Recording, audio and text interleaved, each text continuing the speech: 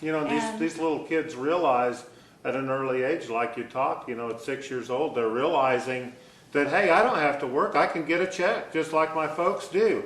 I mean, I think that needs to be reformed. I think we have to look at ways to reform our welfare system, our welfare state that we're involved with.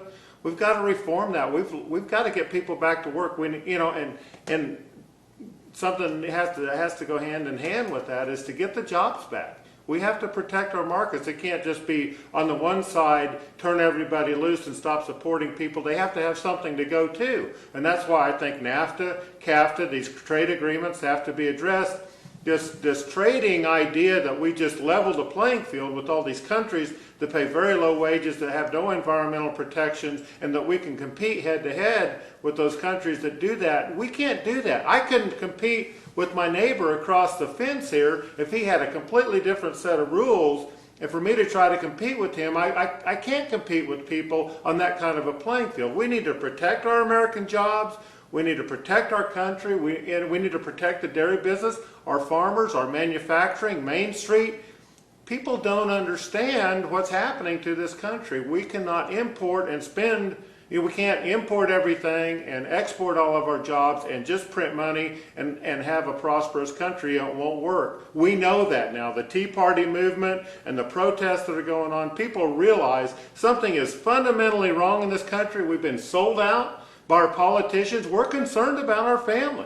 I mean, I'm concerned about my family. I'm not a professional politician. I'm just a family man here in southern Missouri. I've got grandkids coming on, and I am concerned about the future that they're going to face, like you are. Well, you know, it's not that people don't get into situations that they need some help, but there is a difference between situational poverty and generational poverty.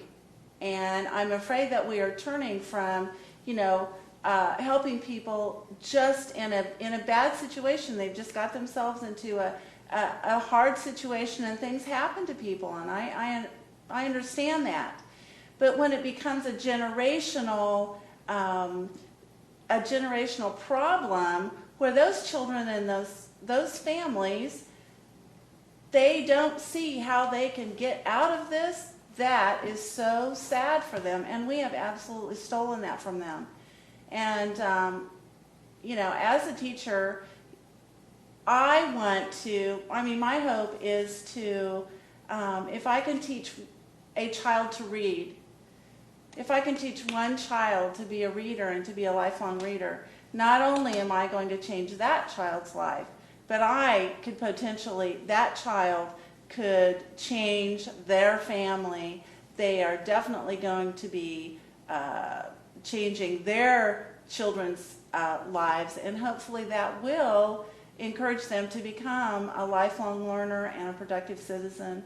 And that's my passion, is teaching children how to read. I think everyone has that right in America to be taught how to be a literate citizen and to be able to read and to write.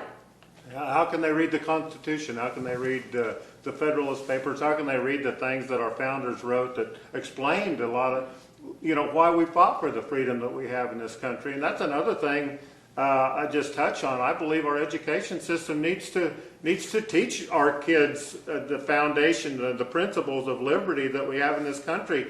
They're not being taught that in our schools, I don't think. You can talk to young people today. They don't understand the principles of freedom. They don't understand that government doesn't create wealth and government doesn't create jobs. When the government creates something, it takes from people like us that are out here in the private sector. I'm in the private sector working, and they've got to take the money out of our pocket to create those public jobs. So there's a disconnect. I don't think kids realize today how that works, how prosperity works, where wealth comes from.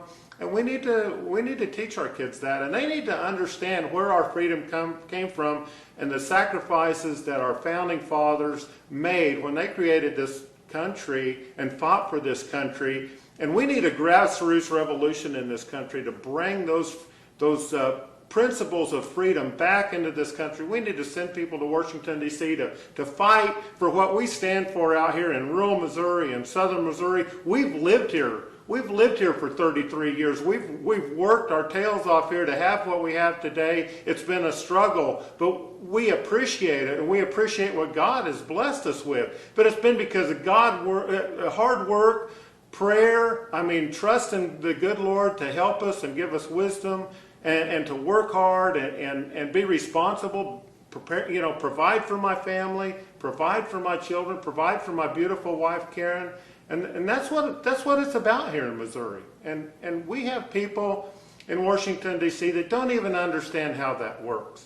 And as a matter of fact, it's not that they don't even understand how that works, but they're destroying how that works. They are destroying our free enterprise, private enterprise way of life. And we've got to go to Washington, D.C., and we've got to take that back.